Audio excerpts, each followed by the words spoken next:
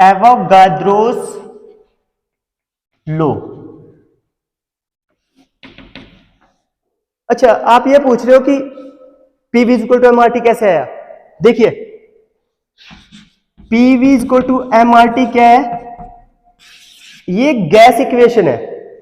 मैंने आपको बताया था, आपने ध्यान से नहीं सुना, कि जो ये इक्वेशन रिप्रेजेंट की जाती है जब आप कंबाइंड बॉयल्स और चार्ल्स लॉ यूज करते हो, तो ये इक्वेशन ऑटोमेटिकली आ जाएगी। बॉयल्स लॉ जब चार्ल्स लॉ को ऑटोमेटिकली यूज करोगे तो ये इक्वेशन ऑटोमेटिकली आ जाएगी, क्योंकि बॉयल्स लॉ क्या कहता है, volume inversely proportional to pressure when temperature remains constant. Volume directly proportional to temperature when pressure remains constant. तो देखिए, इस इक्वेशन से क्या आ रहा है, इस इक्वेशन से आ रहा है बॉयल्स लॉ से volume inversely proportional to pressure, यहां पे volume directly proportional to temperature. अगर इक्वेशन 1 और इक्वेशन सेकंड को दोनों को कंबाइंड रिप्रेजेंट करें तो इसको ऐसे नहीं लिख सकते, volume directly proportional to T by P. हाँ या ना, कर सकते हो नहीं, क्योंकि वॉल्यूम लेफ्ट में है, राइट में क्या आएगा, टी, यहां पे मल्टीप्लाई डिवाइड बाय आईपी यानी टी बाई पी। तो इस इक्वेशन से पीवी, यानी इस इक्वेशन को ऐसे नहीं लिख सकते, PV directly proportional to temperature. जैसे ही प्रोपोर्शनैलिटी को रिमूव करते हैं तो एम आर जो कांस्टेंट है, गैस के केसेस में कांस्टेंट है ये, एम क्या है, मास होगा, कितना मास है, 1 किलो 2 किलो 4 किलो, तो वो कांस्टेंट वैल्यू रहेगी। आर क्या है, ये गैस कांस्टेंट वैल्यू रहेगी, कोई भी गैस है उसकी कांस्टेंट वैल्यू रहेगी। जैसे आपके पास नाइट्रोजन है, हाइड्रोजन है, हीलियम है, तो उनकी खुद की वैल्यू रहेगी, वो कैरेक्टरिस्टिक गैस कांस्टेंट रहेगी। तो इस रिलेशन से ये निकल के आता है। अभी मैं आपको इसको फुल डिटेल में बताऊंगा कि कैसे आया, फिलहाल तो आप इसको ऐसे ही समझिए।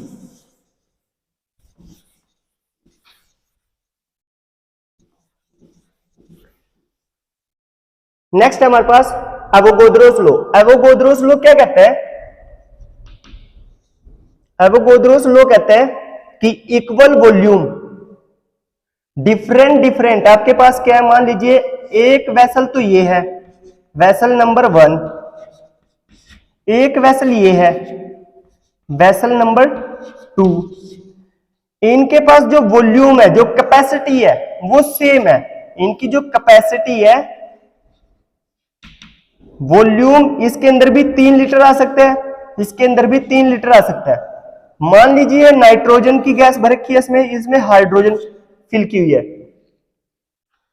ये क्या कहते हैं कि जितना वॉल्यूम इस गैस के अंदर है उतना ही वॉल्यूम इस गैस के अंदर है, लेकिन जो ये वॉल्यूम है डिफरेंट गैसेस का, डिफरेंट है ना गैसेस, इन डिफरेंट गैसेस के जो वॉल्यूम होगा उसके अंदर नंबर ऑफ मोल्स बराबर ही रहने वाले हैं। ये एवोगाद्रोस का नियम है। तो according to this law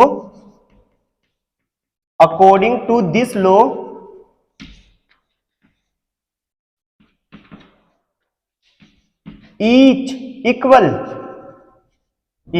volume of different gases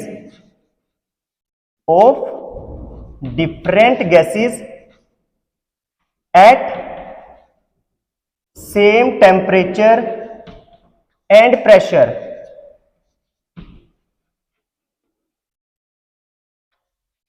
contain equal number of molecule, equal number of moles,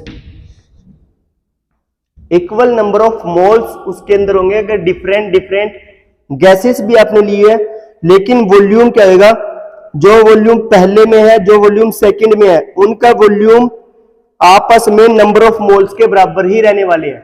ठीक है, कंडीशन है व्हेन टेम्परेचर और प्रेशर सेम रहना चाहिए। ठीक है, ऐसा नहीं है कि पहले का टेम्परेचर और प्रेशर डिफरेंट है और दूसरे का वो भी डिफरेंट है, तो डिफरेंट नहीं होना चाहिए, सेम रहना चाहिए। प्रेशर और टेम्परेचर रिमेन्स कांस्टेंट। जो मैं बोलता हूं उस बात को ध्यान से सुना करो, सुनोगे तो फायदा हो जाएगा। अब यही जो इक्वेशन है, देखिए ये इक्वेशन कहती क्या है, इस इक्वेशन से हमें पता चला कि volume, let us consider 2 vessel. अगर आप 2 वेसल कोई सिलेक्ट कर रहे हो और डिफरेंट गैसेस है, उसके अंदर जो नंबर ऑफ मोल्स होंगे वो इक्वल वॉल्यूम के बराबर ही रहने वाले हैं। तो ये according to this statement volume in first vessel is equal to is directly proportional to number of moles, है ना, is directly proportional to number of moles. ये है फर्स्ट वेसल की बात। ये है considering when considering first vessel, जब आपने वेसल फर्स्ट सिलेक्ट की है। V2 directly proportional to number of moles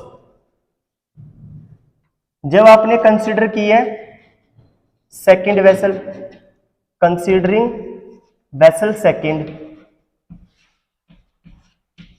ठीक है। तो मुझे पता है कि वॉल्यूम डायरेक्टली प्रोपोर्शनैलिटी हटाएंगे तो एक कांस्टेंट आएगा, डायरेक्टली प्रोपोर्शनैलिटी हटाएंगे तो एक कांस्टेंट आता है। यानी जब आपके पास गैस है और आपको पता होना चाहिए नंबर ऑफ मोल्स, किसी भी गैस के कैसे फाइंड आउट करते हो, number of moles find out करने के लिए आपको रिलेशन का पता होना चाहिए। Number of moles is a ratio of mass per unit molecular weight, ठीक है। तो ये अगर रिलेशन आपने सीखा हुआ है तो आप इसको इजीली बता सकते हो। तो यहां पे Km1 और N1, क्योंकि 1 की बात हो रही है तो ये N1, ठीक है।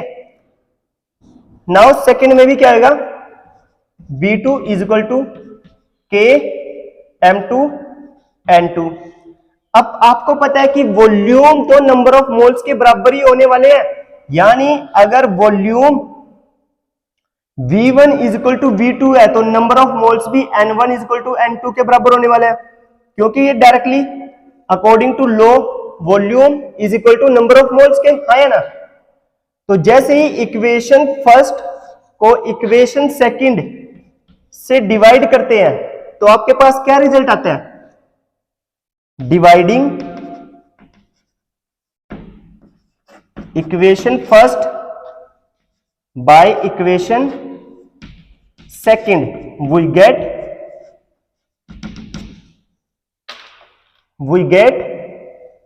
V1 divide by V2 is equal to Km1 N1 divide by Km2 N2, है ना। We know very well V1 is equal to V2 is equal to, क्योंकि सेम ही है वॉल्यूम तो दोनों कंटेनर में। तो यहां पे अकॉर्डिंग टू एवोगाड्रोस लॉ जो नंबर ऑफ मोल्स होंगे वो भी तो बराबर ही होने वाले हैं, वो भी सेम रहने वाले हैं। जब ये सेम रहने वाले हैं तो V1 की जगह V2 लिख सकते हैं या V2 की जगह V1 लिख सकते हैं, same as it is N1 की जगह N2 लिख सकते हैं और N2 की जगह N1 लिख सकते हैं। जब लिख सकते हैं तो ये आपस में कट जाएंगे, है ना, कट जाएंगे। जब ये कट जाएंगे तो ये K से K कट जाएगा, N से N कट जाएगा, यानी हमारे पास 1 is equal to M1 divide by M2, ये आया, ये है ना। और जो ये K है, K is a proportionality factor है, ये proportionality factor, that is called a proportionality factor. K यहां पे क्या है, प्रोपोर्शनैलिटी फैक्टर है। यानी जो M1 is equal to M2 है, ये क्या है, आपस में बराबर है ना, ये आपस में बराबर है। अब यहां से ये रिजल्ट निकला है, अगर इस इक्वेशन को आप ऐसे रिप्रेजेंट करो, आल्सो दिस इक्वेशन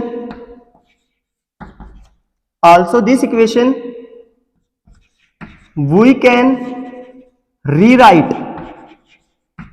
अगर आप इस इक्वेशन को इस प्रकार से लिखते हो, रीराइट इस प्रकार से लिखते हो कि V1 divide by V2 is equal to K M1 N1 divide by K M2 N2, we know date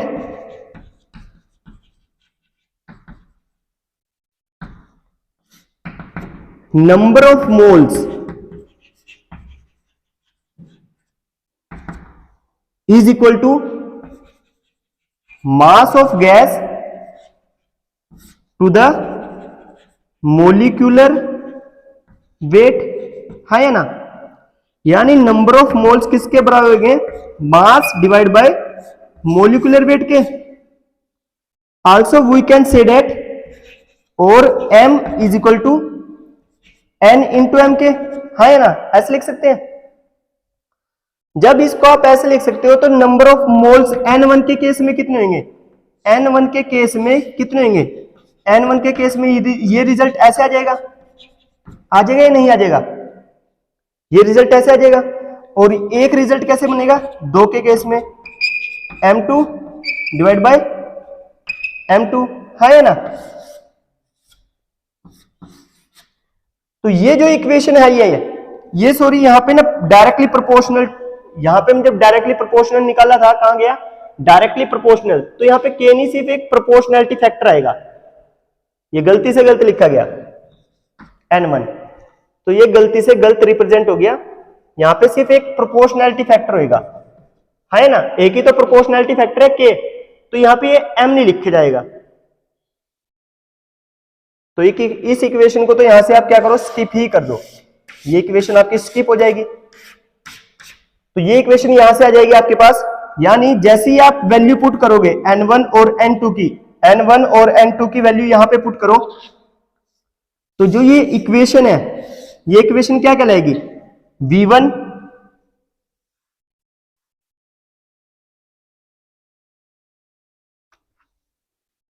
ये इक्वेशन क्या कहलाएगी, v1 divide by v2 is equal to k into n1 की वैल्यू क्या है, m1 डिवाइड बाई m1, और इस n2 की value क्या है, m2 डिवाइड बाई m2। यहां से k से k रिमूव हो जाएगा, और वॉल्यूम तो क्या है, सेम है, तो ये भी आपस में रिमूव हो जाएंगे। 1 is equal to m1 divide by m1, और ये रेसिप्रोकेट हो जाएगा m2 डिवाइड बाई m2। अब देखिए अगर मैं इसको क्रॉस मल्टीप्लाई करूं तो m1 divide by m2 is equal to m1 divide by m2, यानी जो मोलिकुलर वेट है किसी भी गैस का वो किसके डायरेक्टली प्रोपोर्शनल है, कि उस गैस की कितने मास है, जो गैस है उसका खुद का मास कितना है, यानी mass of a gas is directly proportional to molecular weight of a gas, इसके बराबर हो जाएगा। तो ये रिलेशन है आपका रिलेशन फर्स्ट, है ना। अब आपने एक बात और सीखी है,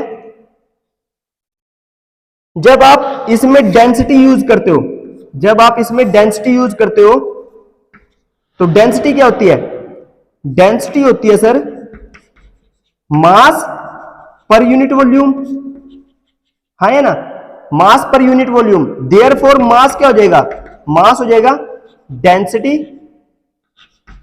इंटू वॉल्यूम। अगर आप यहां पे वॉल्यूम यानी मास की फॉर्म में इसको निकालना चाहो तो ये यहां पे डिवाइड इधर जाके मल्टीप्लाई हो जाएगा, यानी डेंसिटी इंटू वॉल्यूम। तो मास के विद रिस्पेक्ट में अगर मास आप निकल रहे हो तो डेंसिटी को रिप्रेजेंट करते हैं इस रो से, ये ग्रीक वर्ड है, इसको कहते हैं रो, वॉल्यूम v। तो इस इक्वेशन को ऐसे नहीं लिख सकते, m1 के केस में क्या आएगी, रो1 v1, m2 के केस में रो2 v2, है ना। तो इन दोनों m1 और m2 इक्वेशंस को पुट कर दीजिए यहां पे इक्वेशन नंबर 1 में।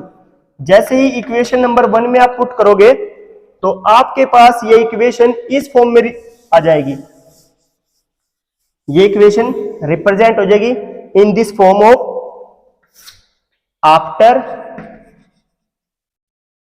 पुटिंग द वैल्यू ऑफ किसकी, m1 and m2, then equation first is become as m1 divide by m2 is equal to, m की वैल्यू क्या है, m1 की रो1 v1 रो2 v2, यहां पे आपको पता है कि वॉल्यूम क्या है, सेम है। जब वॉल्यूम सेम है तो m1 divide by m2 is equal to ρ1 divide by ρ2, हाँ या ना। तो इक्वेशन ये आ गई, equation second. Also further study of specific volume, अगर आप स्पेसिफिक वॉल्यूम की फॉर्म में इसको निकालना चाहो तो स्पेसिफिक वॉल्यूम क्या होता है, specific volume of a fluid, किसी भी प्रकार का फ्लूइड है, जैसे यहाँ पे फ्लूइड है आपके पास गैस, तो गैस की स्पेसिफिक वॉल्यूम होगा कुछ ना कुछ। तो पहले तो पता होना चाहिए स्पेसिफिक वॉल्यूम क्या होता है। स्पेसिफिक वॉल्यूम होता है reciprocal of mass density, reciprocal of mass density. तो ये जो स्पेसिफिक वॉल्यूम है इसको ऐसे रिप्रेजेंट किया जाता है, तो ये आएगा 1 बाई पी के, सॉरी रो के, ठीक है। तो रो कैसे रिप्रेजेंट कर जाएंगे, रो को ऐसे रिप्रेजेंट कर दोगे, रो यहां, ये इधर चल जाएगा इस फॉर्म में। तो इसी चीज को आप ऐसे भी तो रिप्रेजेंट कर सकते हो, रो 1, क्योंकि आप दो स्टेज को लेके कंसीडर कर रहे हो, स्टेज 1 और स्टेज सेकंड, इनिशियल स्टेज और फाइनल स्टेज। अगर इनिशियल स्टेज रो 1 है तो वो डायरेक्टली प्रोपोर्शनल होगी दिस वन, फाइनल स्टेज की वैल्यू रो 2 है तो वो होगी इसके फॉर्म में। Now putting rho 1 and rho 2 in this equation, तो ये इक्वेशन आल्सो बिकम्स या rewrite in the form of m1 divide by m2, और रो 1 की जैसे ही वैल्यू पुट करोगे तो क्या आएगी 1 बाय दिस वन और 1 बाय दिस वन। तो इस चीज को आप ऐसे लिख सकते हो, m1 divide by m2 is equal to rho 2 divide by rho 1, sorry specific volume divide by specific volume. पहले आपके पास फाइनल का आएगा, फिर दूसरा इनिशियल का आएगा, ठीक है। अब देखिए जो ये इक्वेशन है, अब इस इक्वेशन में कन्वर्ट होगी, ठीक है। इस इक्वेशन को आप ऐसे भी तो लिख सकते हो कि m1 rho 1 is equal to m2 rho 2, लिख सकते हो ना। क्रॉस मल्टीप्लाई, ये इसके साथ मल्टीप्लाई हो जाएगी 1 1, ये इसके साथ मल्टीप्लाई हो जाएगी, तो ये आ गया। ये हमेशा कांस्टेंट रहेगी, क्या हमेशा कांस्टेंट रिजल्ट देगी। इनिशियल पे जो इसका वैल्यू आएगी वो भी कांस्टेंट रहेगी, जो फाइनल पे आएगी वो भी कांस्टेंट रहेगी। इस कांस्टेंट वैल्यू को कहते हैं molecular volume, molar volume, that is called molar volume. तो इस रिजल्ट को हम जनरली इस फॉर्म में याद रखते हैं, दैट इज अ कांस्टेंट। और जो ये कांस्टेंट होता है, इसी कांस्टेंट को आप क्या कहते हो, इसको कहते हैं molar volume, molar volume. It is also called molar volume. कल आपसे पूछ लेगा डिफाइन मोलर वॉल्यूम, तो मोलर वॉल्यूम की डेफिनेशन क्या होगी, मोलर वॉल्यूम की डेफिनेशन होगी molecular weight into specific volume of a fluid. इसी को आप एक और नाम से रिप्रेजेंट करते हो, किलोग्राम मोलिकुलर वॉल्यूम के नाम से भी, ठीक है। तो एग्जामिनर आपसे किसी भी फॉर्म में क्वेश्चन पुट कर सकता है, तो आपको ये पता होना चाहिए।